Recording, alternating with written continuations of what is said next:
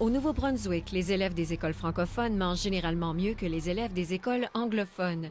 C'est ce qu'ont constaté les médecins et diététistes qui ont analysé les menus des cafétérias scolaires.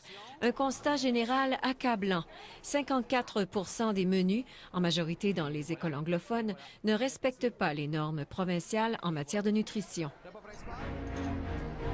En Ontario, un cap important vient d'être franchi.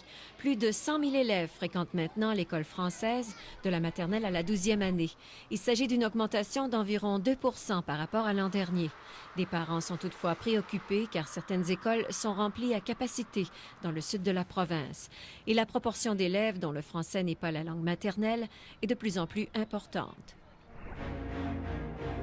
Au Manitoba, l'avenir de la francophonie était le sujet de discussion du premier café citoyen ouvert au public, organisé par le journal La Liberté.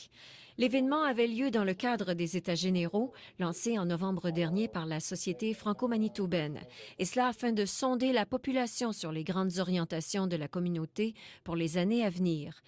À l'issue de la rencontre, l'animateur était satisfait du dynamisme des échanges. 3 autres groupes francophones prévoient tenir des cafés citoyens au cours des semaines à venir.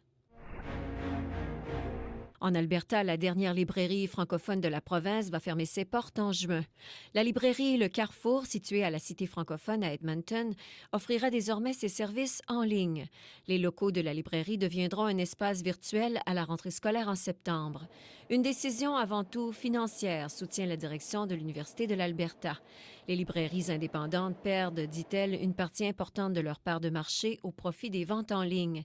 Et à cela s'ajoutent les coûts élevés des loyers qui rendent difficile la survie de ce type d'entreprise. Au Yukon, les francophones auront leur nouvelle école secondaire. Le nouveau ministre de l'Éducation s'y est engagé au terme de sa première rencontre avec la commission scolaire francophone du Yukon.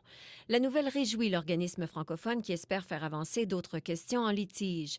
Le ministre a affirmé vouloir faire avancer le dossier malgré la poursuite impliquant les deux parties devant la Cour suprême du pays. Voilà, c'était la revue de l'actualité francophone au pays. Ici Jacqueline Landry, Radio-Canada, Vancouver.